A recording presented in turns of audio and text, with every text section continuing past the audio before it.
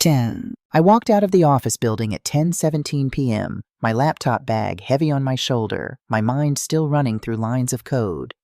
3 months of work had finally paid off. Our team had just deployed the new security protocol, and my manager had actually used the word exceptional in his email.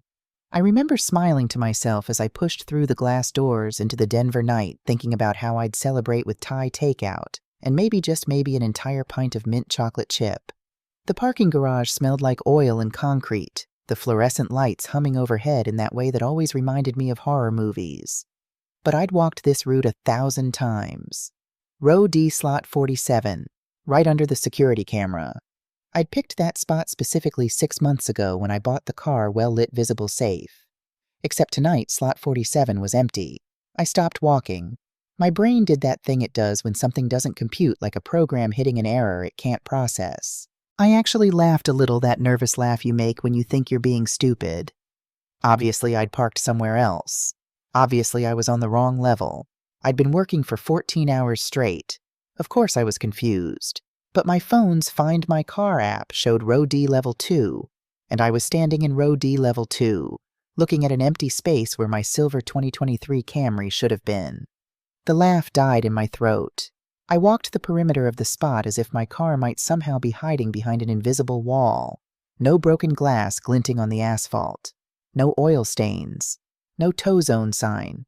Just a rectangle of slightly cleaner concrete where my car had sat for the past 11 hours, and the yellow parking line that seemed to mock me with its cheerful brightness. My hands started shaking. That's the thing they don't tell you about shock. It hits your body before your brain catches up.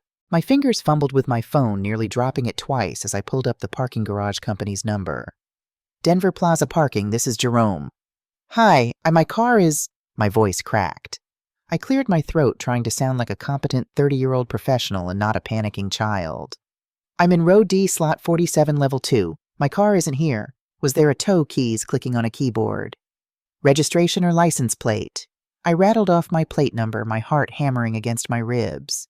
No tows from that location today, ma'am. Are you sure that's where you parked?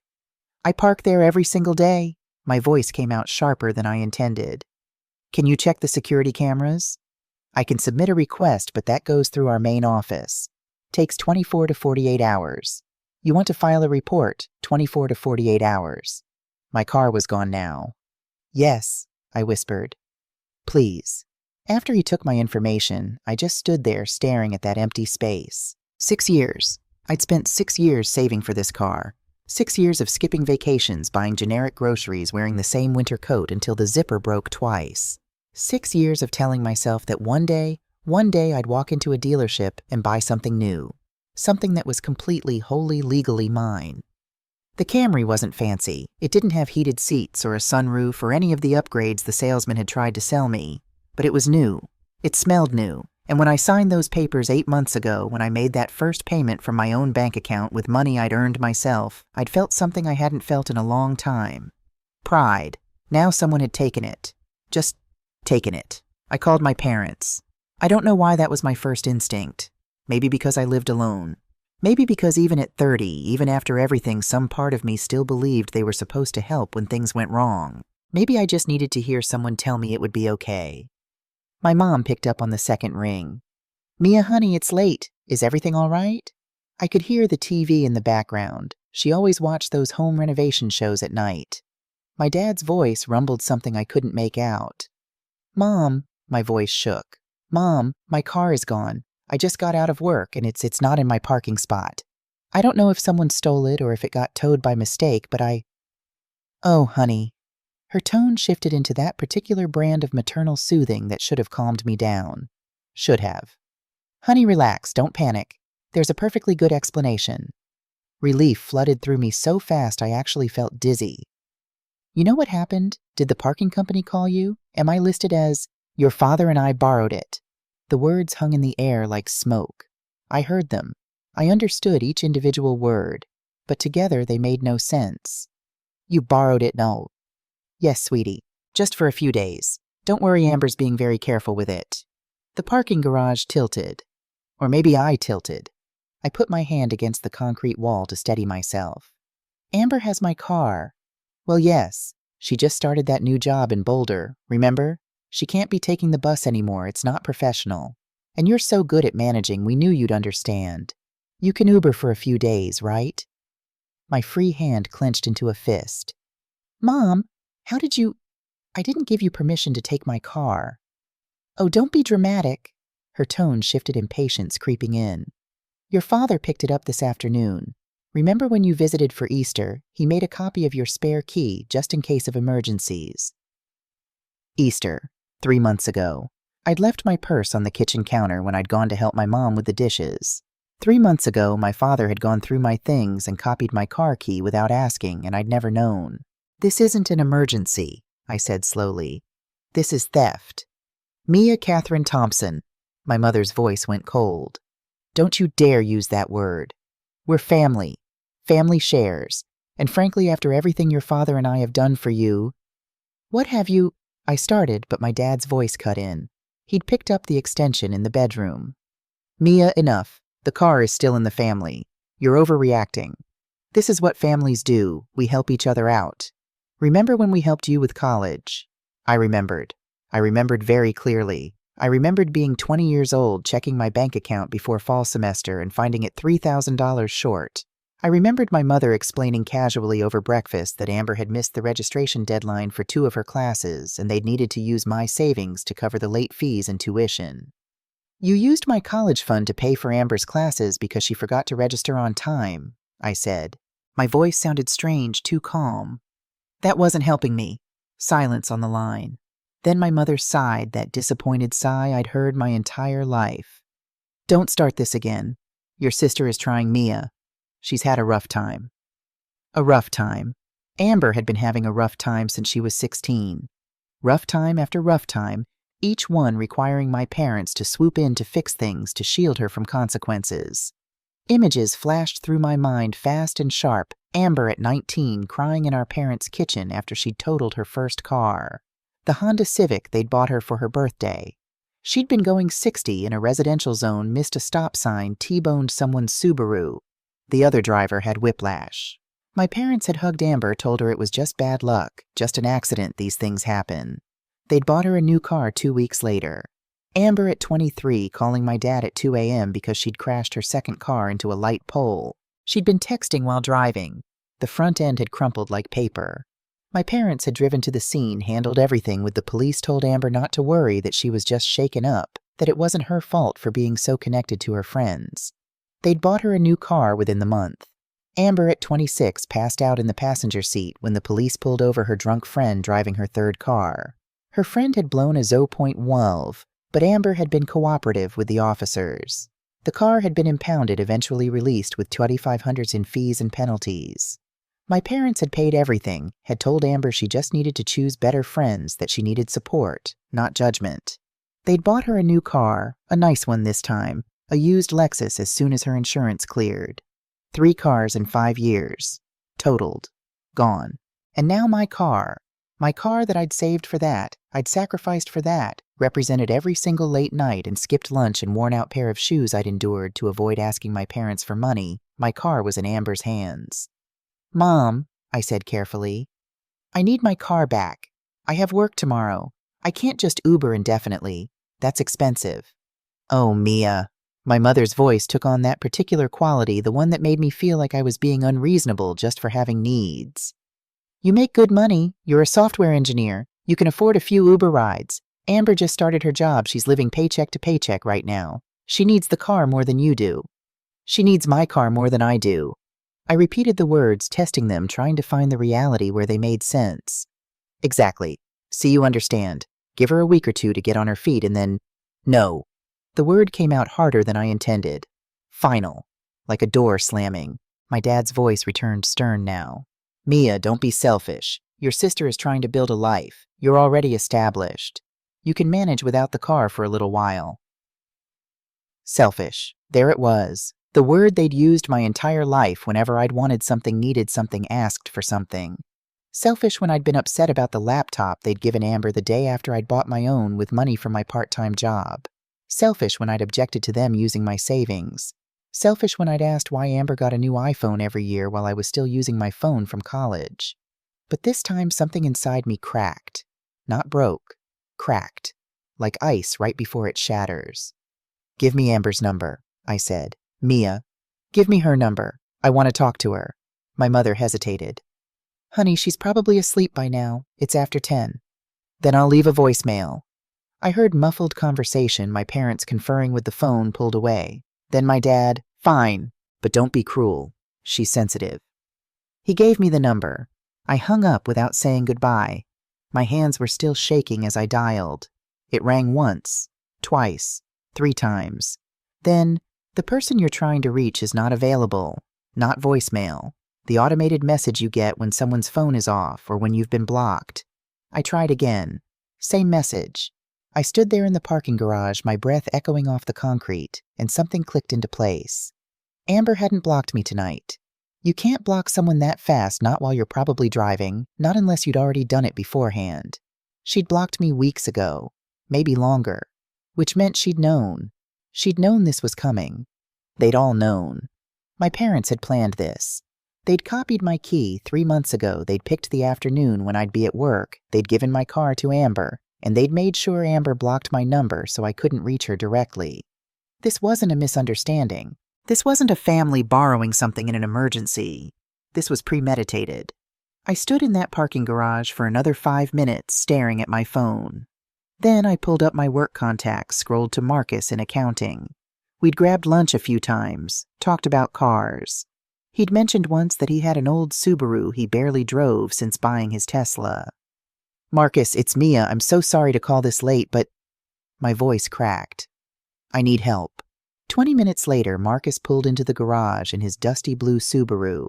He didn't ask questions, just handed me the keys and told me to keep it as long as I needed. "Insurance is paid up. Just text me when you're done with it." I almost cried. Someone I barely knew, someone I'd eaten lunch with maybe 6 times, was showing me more consideration than my own family. I drove the Subaru home to my apartment in Capitol Hill, my mind spinning. When I got inside, I didn't turn on the lights.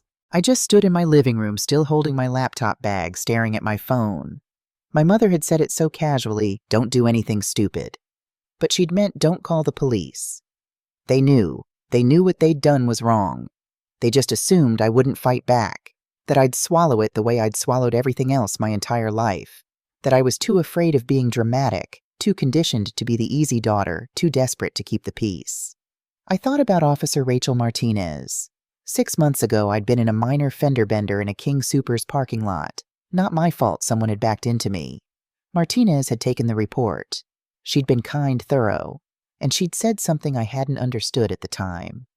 Document everything, even if it seems small. You never know when you'll need proof. I thought she was talking about the accident, but now standing in my dark apartment, I realized she'd been talking about life. I pulled out my laptop, opened a new document, started typing timeline of vehicle theft. Easter Sunday, March 31st. Visited parents left purse unattended. Father made copy of spare key without permission. October 14th. Sioux Cedro PM. Approx vehicle taken from workplace parking. October 14th, 10:15 p.m. Discovered vehicle missing. Then I opened my emails. Found the registration documents for the car, the insurance policy, the loan statements showing every single payment I'd made from my own bank account. Proof that the car was mine legally and completely. My phone buzzed. A text from an unknown number. "This is your Aunt Mary. Your mother told me what happened. Please don't do anything you'll regret. Amber is crying. Your parents are devastated. Family is forever. Don't throw that away over a car." Another buzz. Uncle Tom. "Mia, this is beneath you. Your parents sacrificed everything for you girls. Show some gratitude." Another. My cousin Jason. "Seriously, you're going to call the cops on your own sister. This is why you're still single." I stared at that last message for a long moment. Then I blocked all 3 numbers. It was 11:43 p.m. I was exhausted. My eyes burned from staring at code all day. But I wasn't confused anymore. I wasn't wondering what to do. I opened my Photos app. I'd taken pictures of that empty parking spot, standing there in shock, not even knowing why I was documenting it. Some instinct. Now I was glad I had. Then I pulled up my contacts and scrolled to the Denver Police Department's non-emergency line. My finger hovered over the call button. If I did this, there was no going back. My mother had made that clear. Don't bother coming home again. But here's what I'd realized standing in that parking garage, standing in my dark apartment. I'd spent 30 years trying to earn a home in my family by being small, by being easy, by being the one who didn't need anything. And they'd never given me one. They'd given me a role. The strong one. The one who could handle it. The one they could take from without consequence. That wasn't a home. That was a prison with a welcome mat. My phone buzzed again. My mother, "Mia, I know you're upset, but please think about what you're doing. If you call the police, you'll regret it for the rest of your life. Family is sacred. Don't throw that away over something material." I read the message 3 times. Then I pressed the call button. The dispatcher's voice was calm, professional. "Denver Police non-emergency. What's the nature of your call?" I took a breath. "I need to report a stolen vehicle." "Are you in a safe location?" "Yes, I'm home. The vehicle was taken from my workplace parking garage this afternoon." "I'll send an officer to take a report. What's your address?" I gave her my apartment address, and she told me someone would arrive within 30 minutes. After I hung up, I sat on my couch in the dark, phone in my lap, waiting for the regret to hit, waiting for the guilt, waiting to feel like the terrible daughter my mother's texts were already telling me I was. But it didn't come.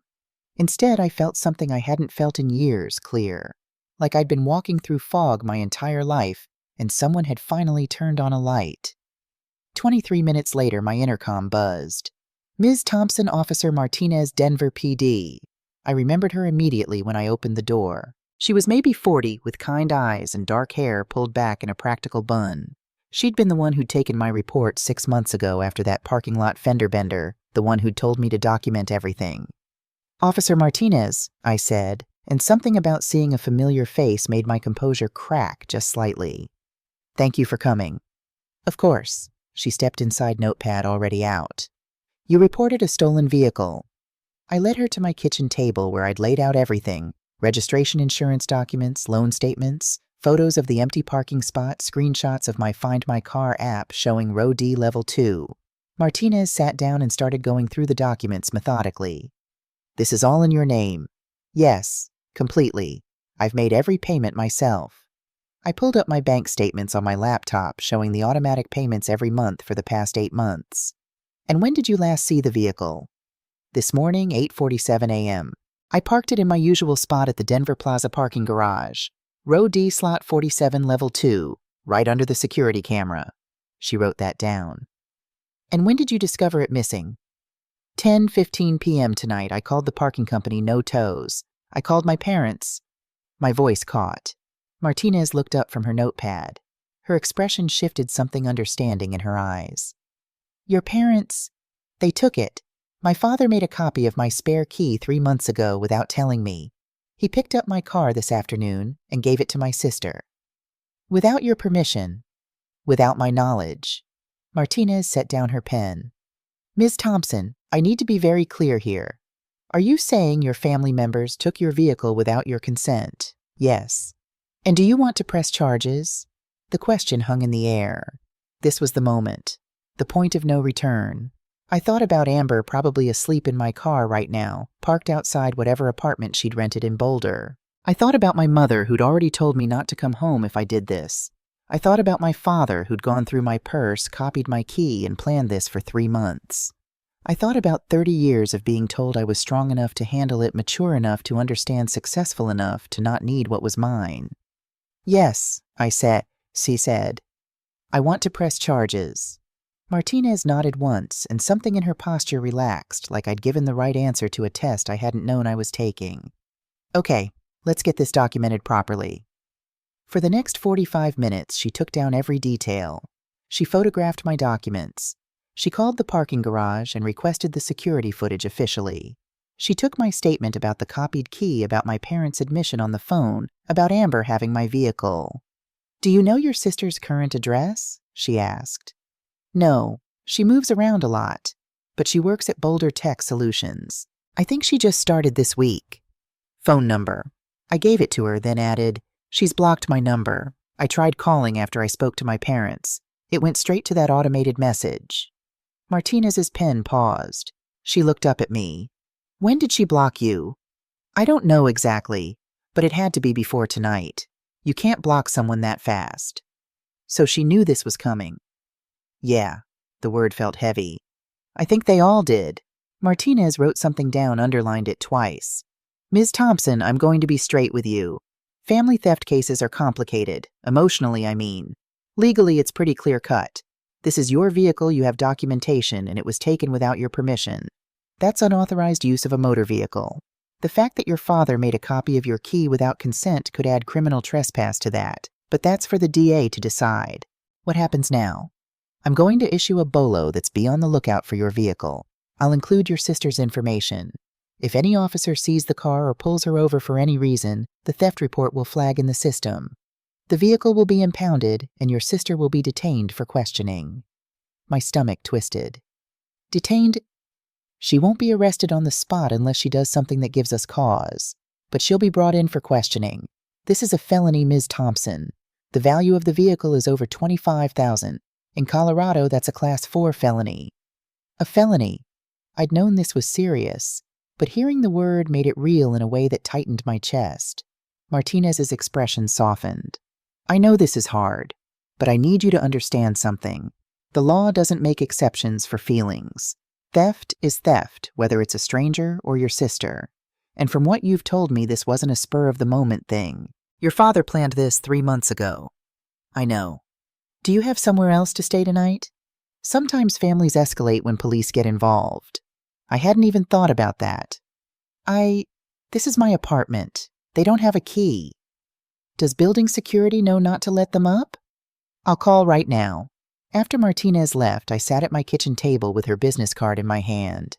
Case number DR 2024-089456. That's what my family had become. A case number. My phone started ringing at 12:47 a.m. My mother. I didn't answer. She called again and again. On the 4th call, she left a voicemail. Mia, what have you done? The police just called asking about Amber. They said you filed a theft report. How could you do this to your own sister? Call me right now. We need to fix this before you ruin her life. Then my father, his voice tight with anger. Mia, this is out of hand. You're making a terrible mistake. Call off the police report immediately. This is family business, not a legal matter. If you don't fix this, there will be consequences. Then texts. Dozens of them. My Aunt Mary. Your mother is in tears. How can you live with yourself, Uncle Tom? After everything your parents did for you. This is how you repay them. Disgraceful. My cousin Jason. You really called the cops on Amber over a car. You need therapy. My grandmother. Mija, please. Family is sacred. Whatever happened, we can fix it together. Don't involve the police. Numbers I didn't even recognize. You're destroying your family. Selfish bitch. Hope you're happy being alone. I sat there watching my phone light up over and over, and I realized something. Not one of them asked if I was okay. Not one asked how I got home. Not one asked if I needed help. They just wanted me to fix their problem. I called building security, told them not to let anyone from my family up. Then I turned off my phone and went to bed. I didn't sleep. The next morning, I dragged myself to work on 3 hours of sleep and too much coffee. My manager, Steve, took one look at me and asked if I was okay. Car trouble, I said, which wasn't technically a lie. You need the day off, I shook my head. I need to stay busy. But I couldn't focus. Every time I looked at my phone, there were more messages. My mother had called 17 times before 9 a.m. I'd blocked her number, then my father's, then started blocking everyone who sent me a message about family or forgiveness or how I was throwing away my relationships over something material. At lunch, I sat in my car, Marcus's car, and finally turned my phone back on properly. There was a voicemail from Officer Martinez. Ms. Thompson, this is Officer Martinez. I wanted to update you on your case. We've issued the bolo for your vehicle. I also wanted to let you know that I spoke with the Denver Plaza parking garage and they're pulling the security footage from yesterday. They'll have it ready by this afternoon. Please call me if you need anything or if your family contacts you in a way that feels threatening. Threatening. The word made my skin prickle, but then I thought about my father's voicemail. There will be consequences. I called Martinez back and asked what counted as threatening. Direct threats of harm, she explained. But also excessive contact can be considered harassment. How many times have your family members contacted you? I looked at my blocked calls list. My mother called 23 times between midnight and 9 a.m. Silence on the other end. Then, Ms. Thompson, that's harassment. Do you want to file a restraining order? The word caught in my throat. A restraining order against my own parents. No, not yet. I just want them to stop. Okay, but document everything. Screenshot the calls, save the voicemails. Just in case. Just in case. I spent the rest of the day in a fog. At 4:30 p.m., I was debugging an authentication issue when my personal phone rang with a number I didn't recognize. Against my better judgment, I answered. Mia. Oh, thank God. It's Sarah. Sarah, my best friend from college. We'd stayed close even after I moved to Denver, but we hadn't talked in a few weeks. Sarah, how did you... I don't have this number saved. I'm calling from my work phone. Your mom called me. She said you'd blocked everyone and she was worried about you. She made it sound like you were having some kind of breakdown. Sarah paused. But knowing your family, I'm guessing that's not what happened. Something in me cracked. Sarah knew. Sarah had known my family for 12 years.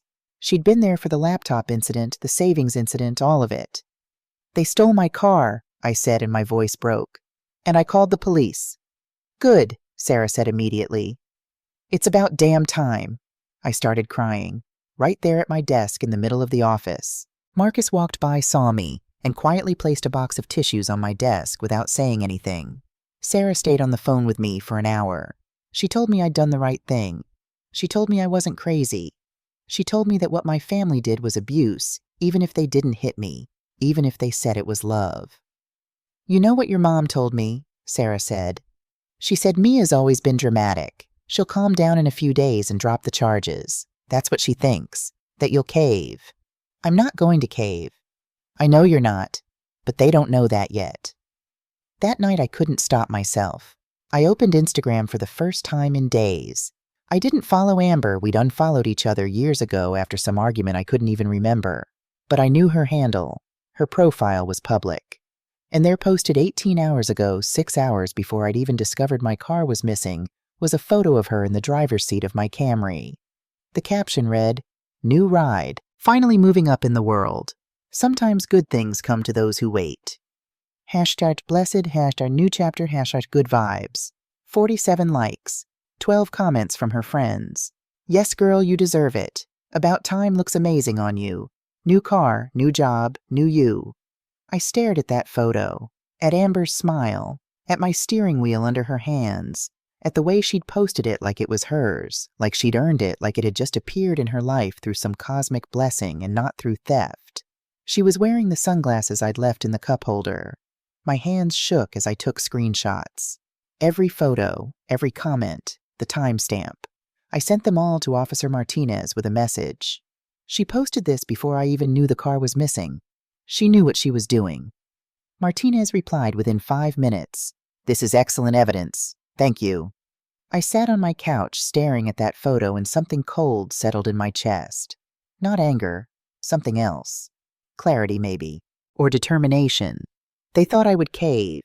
They thought I would see Amber's tears or hear my mother's disappointment or feel the weight of being called selfish, dramatic, ungrateful, and I'd crumble the way I always had. They thought I was still that 16-year-old who'd watched her brand new laptop get given to her sister and had said nothing. They thought I was still that 20-year-old who'd found her savings gone and had nodded when told it was for family. But I wasn't. I'd spent 6 years building something that was mine, and I was done letting them take from me. 2.5 days later, I was in a meeting about database optimization when my phone vibrated in my pocket. I ignored it. It vibrated again and again. During a break, I checked my messages. 3 texts from Officer Martinez. "We located your vehicle. Your sister was pulled over for speeding on Highway 36 near Boulder. The vehicle has been impounded. Your sister is being questioned. Please call me when you can." I stepped out into the hallway, my heart pounding so hard I could hear it in my ears. Martinez answered on the first ring. "Ms. Thompson, your vehicle was recovered about an hour ago. Is it okay? Is it damaged? Physically, it appears intact. I haven't seen it personally yet, but the officer who pulled your sister over noted it's drivable. It's at the Boulder impound lot right now. You can pick it up after we process it as evidence. Evidence. My car was evidence in a crime. What about Amber? She's at the Boulder Police Department. We're coordinating with them on the charges. Ms. Thompson, there's something else you should know. When the officer pulled her over for speeding, she was going 78 in a 55 zone. She claimed the car was hers. Said she'd recently bought it. She what? When he ran the plates and the theft report came up, she changed her story. Said you'd lent it to her. The officer asked for proof, any texts, any written permission. She couldn't provide any. That's when she tried to call your parents. I could picture it. Amber on the side of the road, panicking, calling Mom and Dad to fix it like they always did. Did they answer? Her father came to the scene, tried to convince the officer it was a family misunderstanding. The officer explained that the registered owner you had filed a theft report, and he had no choice but to impound the vehicle.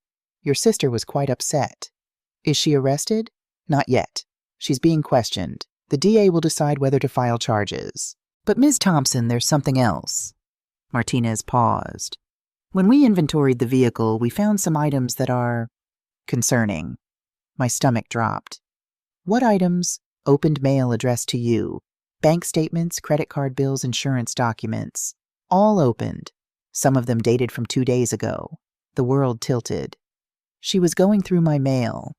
It appears so, and there's more. We found a receipt from the DMV in the glove compartment. Your sister attempted to file for a title transfer yesterday. A title transfer. My voice came out strangled. She tried to put my car in her name. Yes, the DMV rejected it because it requires the owner's signature and notarization. But she attempted it. Ms. Thompson, this wasn't borrowing. This was an attempt at permanent theft. I sat down right there in the office hallway, my back against the wall. Oh my God. I know this is a lot to process. Do you have someone who can be with you right now? I'm at work. I'm okay. I wasn't okay. Can I see my car? Yes. I can meet you at the impound lot in Boulder at 5 p.m. Does that work? I told her yes. Then I sat in that hallway for another 5 minutes, staring at nothing. Amber hadn't borrowed my car. She'd tried to steal it permanently. She'd gone through my mail looking for my financial information, proof of ownership she could forge, and my parents. They'd given her the key. They'd known what she was going to do. This wasn't a mistake. This wasn't impulsive. This was planned. When I stood up, my legs felt shaky. I went back into the meeting, but I couldn't hear anything anyone was saying. All I could think about was that DMV receipt. Amber's signature on a transfer form. My name forged on the line marked owner. At 4:30, I told Steve I had a family emergency and left work. I drove Marcus's Subaru north on Highway 36, the same highway where Amber had been speeding in my car. The Boulder impound lot was behind a chain-link fence on the industrial side of town, bright floodlights already coming on in the late afternoon. Officer Martinez was waiting by the entrance. Next to her was another officer, younger, with a Boulder PD badge. Ms. Thompson, this is Officer Chen. He was the one who pulled over your sister. Officer Chen nodded. Your vehicle is in Bay 34. I have to warn you, it's not in the same condition you left it. What does that mean? He led me through rows of impounded cars, and there, under a buzzing fluorescent light, was my Camry. I stopped walking. The exterior looked fine. Silver paint still shiny, no dents I could see from here. But through the windows I could see the interior. Fast food wrappers everywhere. McDonald's bags, Taco Bell cups, Starbucks containers. The passenger seat was covered in what looked like makeup foundation smeared on the door handle, mascara on the seat fabric. An energy drink had spilled across the center console, the sticky residue dried in streaks. The floor mats were caked with mud.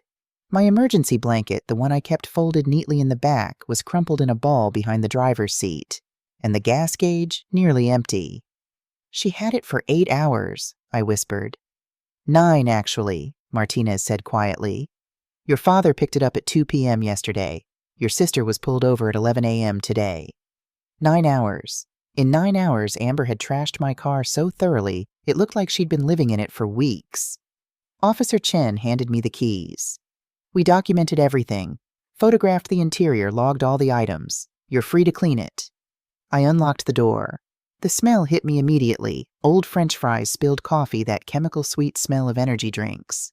I saw receipts on the floor. $47 at Target, $63 at Sephora, $28 at a liquor store. She'd been shopping. In my car. With money she claimed she didn't have. I reached into the glove compartment where I'd kept my insurance card and registration. The DMV receipt was right on top. I pulled it out with shaking hands.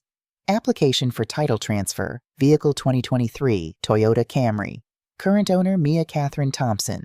New owner, Amber Lynn Thompson. Someone had practiced my signature on the back of the form. Over and over, trying to get it right, trying to forge it. She was going to steal my car, I said, permanently. Yes, Martinez said. That's what it looks like. I sat in the driver's seat, my hands on the steering wheel where Amber's had been. The seat was adjusted wrong, pushed too far forward. The mirrors were all wrong. My aux cable was tangled in a knot.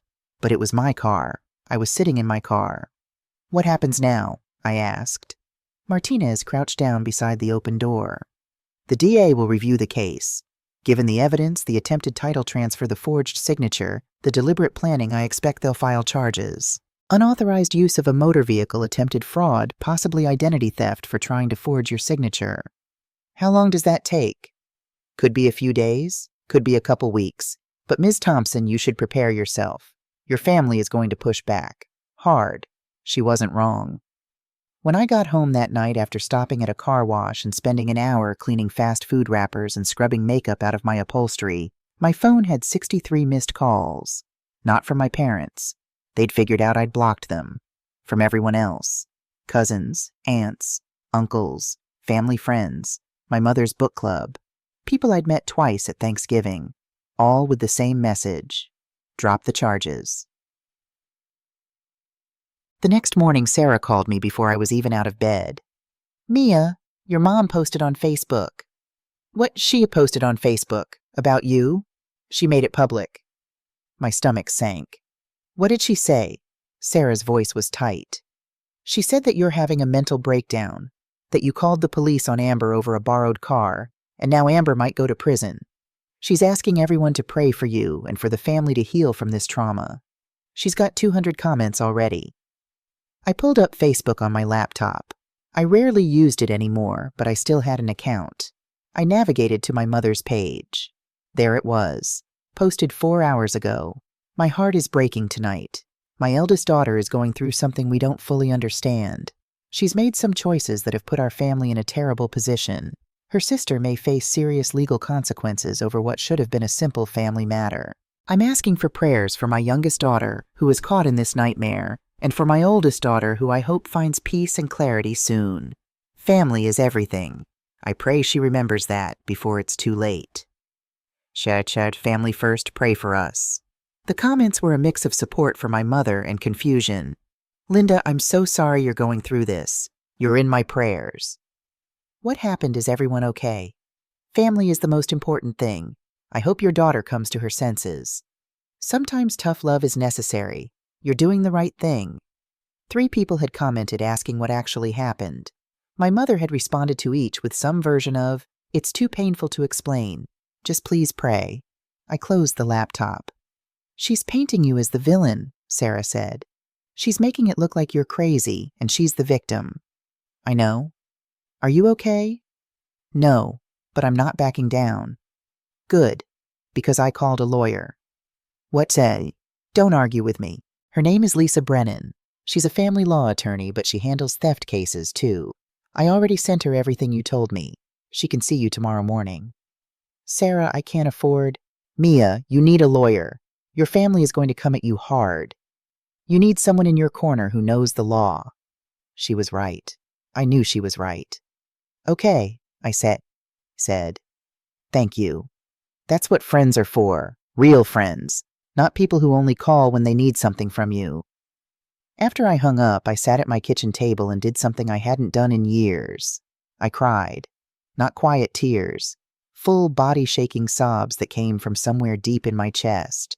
I cried for the 16-year-old who'd watched her laptop get given away. I cried for the 20-year-old who'd lost her savings. I cried for 30 years of being told I was loved while being treated like I was optional. And I cried because somewhere in the middle of all this, I'd realized something terrible. I couldn't remember the last time my parents had asked me how I was doing. Not how's work or are you dating anyone or any of the surface questions, but genuinely asked how I was, what I needed. what I was struggling with. They'd never asked, because they'd never wanted to know. I was the strong one. The strong one doesn't need anything, until she does, and then she's selfish. My phone buzzed. A text from an unknown number. "This is your father. Your mother is devastated. You've humiliated this family. If you don't drop these charges immediately, don't expect to be welcome at any family events ever again. You're choosing to be alone." I stared at that message for a long time. Then I replied, "You already made that choice for me, years ago." I blocked the number. Then I called the lawyer. End of part 2. Lisa Brennan's office was in a renovated Victorian house in downtown Denver, the kind of place that felt more like a living room than a law office. She was maybe 50 with sharp gray eyes and a handshake that felt like a promise. "Sarah told me your situation," she said, gesturing for me to sit. "Before we start, I want to be clear about something. You're the victim here, not the defendant, but your family is likely going to treat this like you're on trial. Are you prepared for that?" "I don't know," I admitted. "But I'm not backing down." She nodded, opening a file folder. "Good, because here's what's going to happen. The DA's office is reviewing the case. Given the evidence, the attempted title transfer, the forged signature, the Instagram post showing premeditation, they're likely to offer your sister a plea deal. They don't want to go to trial on something like this. It's expensive, it's time-consuming, and frankly, the evidence is overwhelming." "What kind of plea deal?" "Probably probation, community service restitution to you for the impound fees and damages, and a suspended sentence. She'd avoid jail time if she stays out of trouble during probation." "That doesn't seem like much," I said. "For trying to steal a car." Lisa leaned back in her chair. "It's not, but the courts are overcrowded and your sister has no prior record." She paused, looking at me. "At least no record that I can find in public databases. Has she ever been arrested before?" "Not that I know of, but my parents always fixed things for her, paid people off, made problems disappear." "Interesting." Lisa made a note. "I'm going to do some digging. Sometimes these things leave traces even when families try to cover them up." She quoted me a retainer fee of $3,500. I winced, but agreed. This wasn't just about the car anymore. This was about having someone who believed me, who was on my side. 3 days later, Lisa called me at work. "Mia, I found something. Can you come to my office this afternoon?" I left work early, my heart pounding the entire drive. Lisa's expression when I walked in was grim. "Sit down," she said.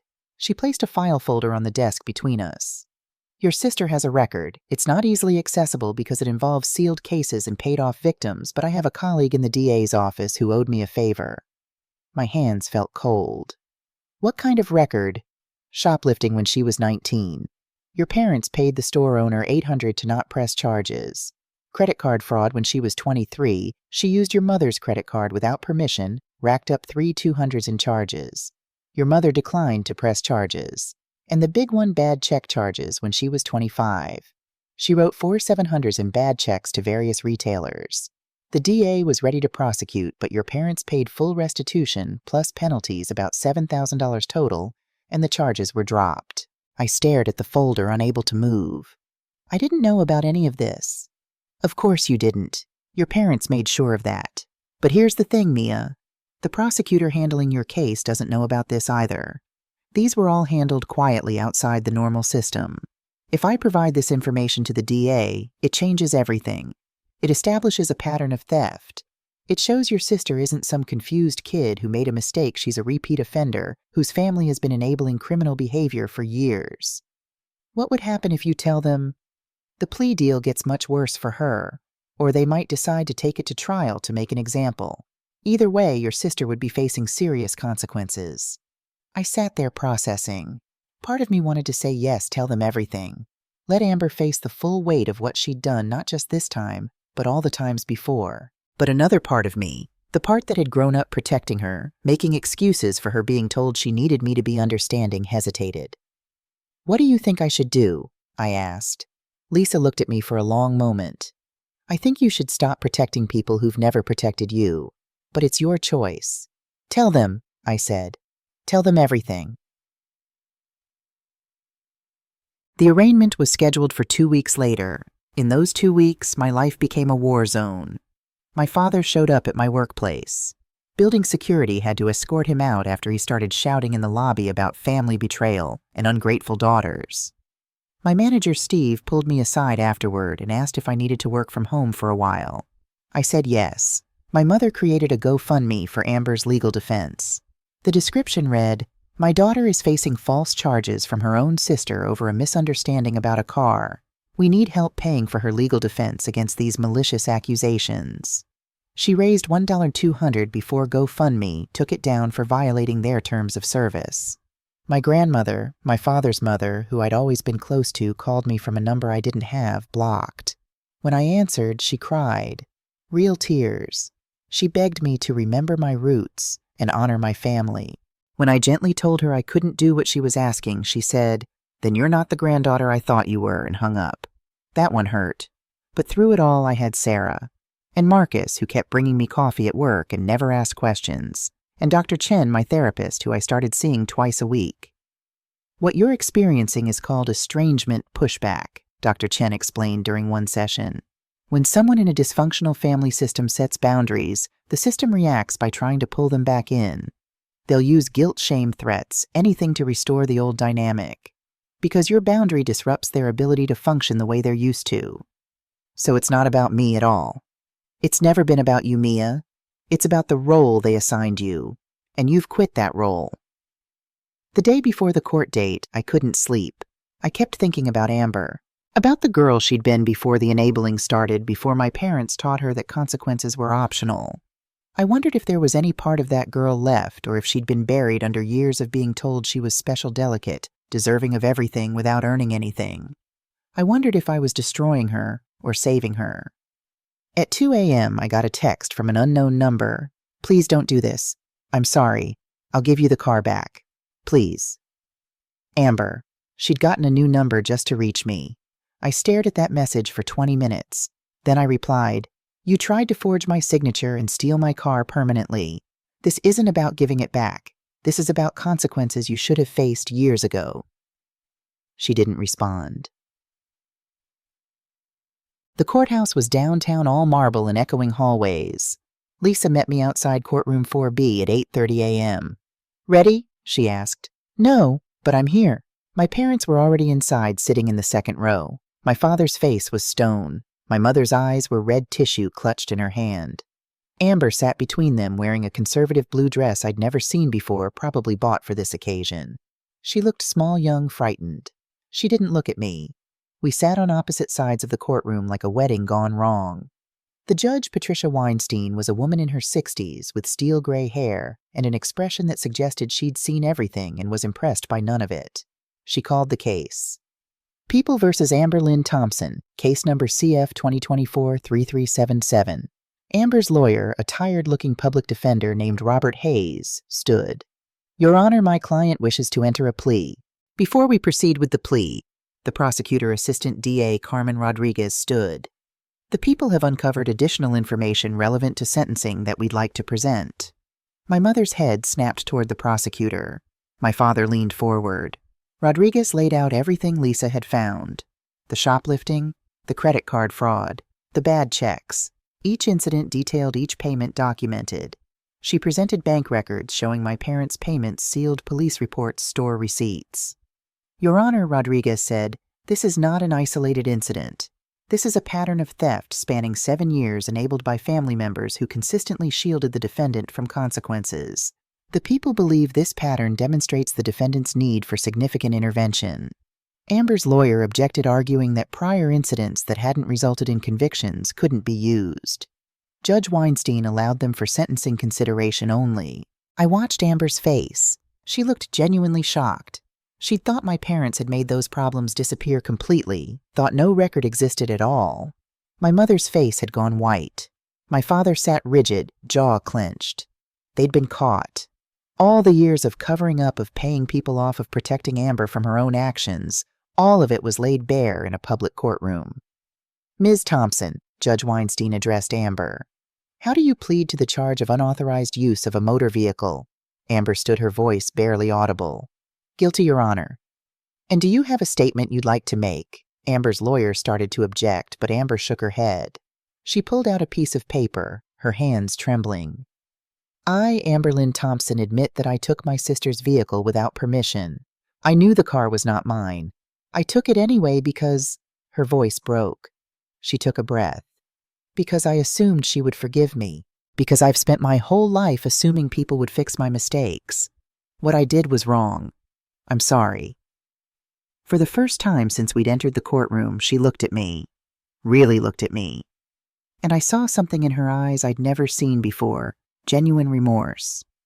Not the performative tears she'd used on our parents, but real understanding of what she'd done.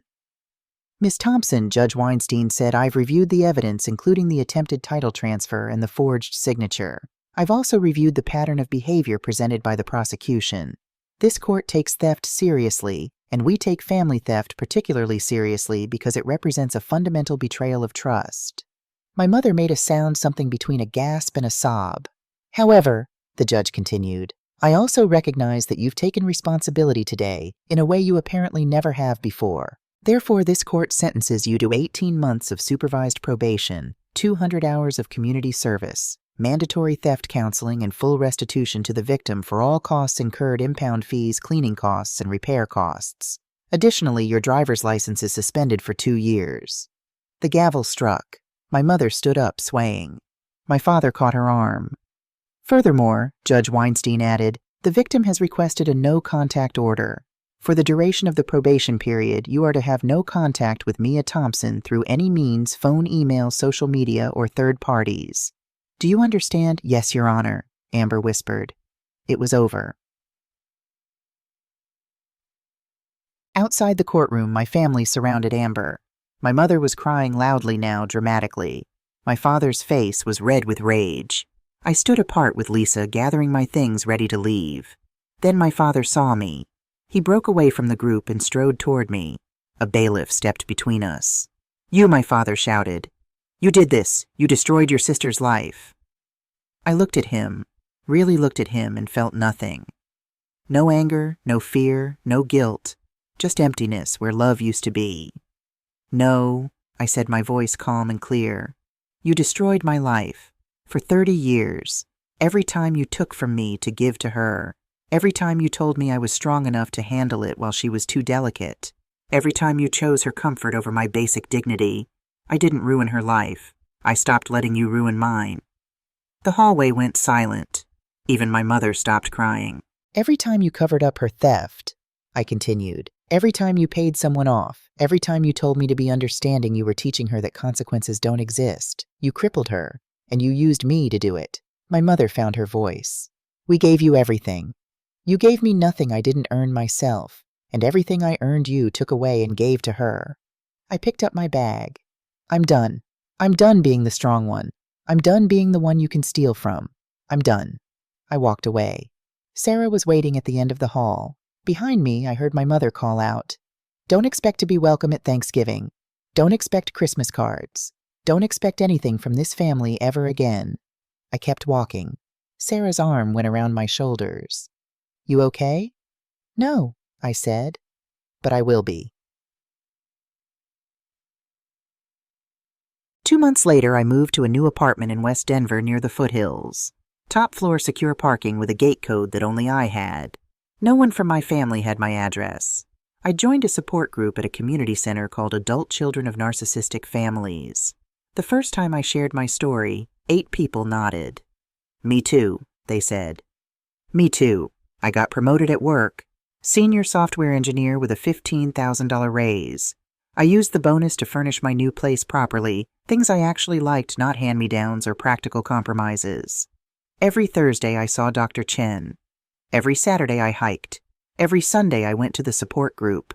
And slowly something inside me unclenched. My car was fully repaired. New upholstery where the makeup had stained. The energy drink residue professionally cleaned. I'd bought a new steering wheel cover, soft gray fabric that felt like a fresh start. Sometimes I'd sit in the driver's seat in my new parking spot and just breathe. This is mine, I'd think. This belongs to me. No one can take it. It wasn't about the car anymore. It was about something bigger. 8 months after the trial, an envelope arrived at my apartment.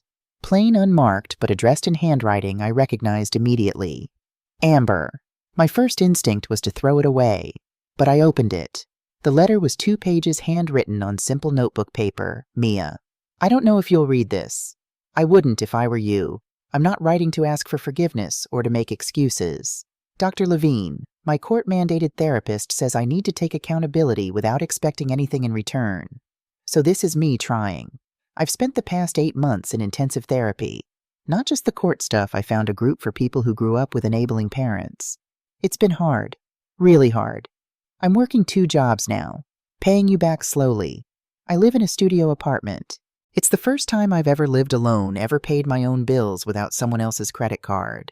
I'm 27, and I'm just now learning how to be an adult. My therapist says I have failure to launch syndrome, and that mom and dad crippled me by never letting me fail. She says I developed entitled thinking because I never had to face consequences. You were right, about everything. They did use you to enable me, and I let them. I don't remember when it started. But somewhere along the way, I started believing I deserved things without earning them. I started believing your things were available to me because we were family. I started believing that your success meant you didn't need compassion. I took your car because I wanted it to be mine, not borrowed mine. I tried to transfer the title because I convinced myself you owed me that you had enough, that mom and dad were right when they said you were selfish for not sharing. I was wrong, and I'm sorry. I know sorry doesn't fix anything. It doesn't give you back the years of them taking from you. It doesn't repair the damage. But I'm trying to be better. I don't know if I'll ever be someone you'd want in your life. I don't know if I deserve that. But I'm trying. Amber, I read the letter 3 times. Then I folded it and put it in a drawer. I didn't reply. Not yet. Maybe not ever. Some stories don't need a reunion to have closure. Sometimes acknowledgement is enough. A year after the trial, I sat in my car at a mountain overlook, watching the sunset paint the Rockies gold and purple. I'd driven up here on impulse, needing space to think. My phone buzzed. A text from Sarah. Derek wants to know if you're coming to dinner Sunday. Also, he's bringing his famous lasagna, so the answer should be yes. Derek. I'd met him at a hiking group 3 months ago. He was kind, funny, and respected boundaries like they were sacred. We were taking things slow. It felt right. I smiled and texted back, yes, tell him I'm bringing wine. Another text came in. Unknown number. I almost deleted it, but something made me open it. It was a photo. Amber in a graduation cap and gown standing outside a community college. The text read, Associate's degree in accounting. 2 years paid for myself. You don't have to respond. Just wanted you to know I'm trying. I looked at the photo for a long time. Amber looked different, older, more grounded. The entitled smirk I'd grown used to was gone, replaced with something that looked like actual pride. I didn't respond. But I didn't delete it either. I saved the photo, put my phone away, and sat in my car, watching the mountains. What's mine stays mine. Not because I guard it with fear or anger, but because I finally learned that protecting yourself isn't selfish. Setting boundaries isn't cruelty. And sometimes the strongest thing you can do is walk away from people who treat your love like it's optional. I thought about the support group, about the 7 other people who shared stories like mine, about the woman who'd been her family's emotional caretaker for 40 years before finally saying no, about the man whose siblings had drained his retirement fund and expected gratitude, about all of us learning slowly that we deserved better. My phone buzzed again. This time it was Marcus. Coffee Monday. I want to hear about this Derek person Sarah keeps mentioning. I laughed. Real friends. People who showed up without expecting me to shrink. As I drove back down the mountain, my car that I'd fought for, that represented every hard choice and every boundary I'd finally learned to set, handled the curves perfectly. The steering wheel was solid under my hands. The engine hummed reliably. Everything worked the way it was supposed to. Just like me. For the first time in 30 years, I wasn't the strong one, the reliable one, the one who could handle anything. I was just Mia, and that was enough. The end.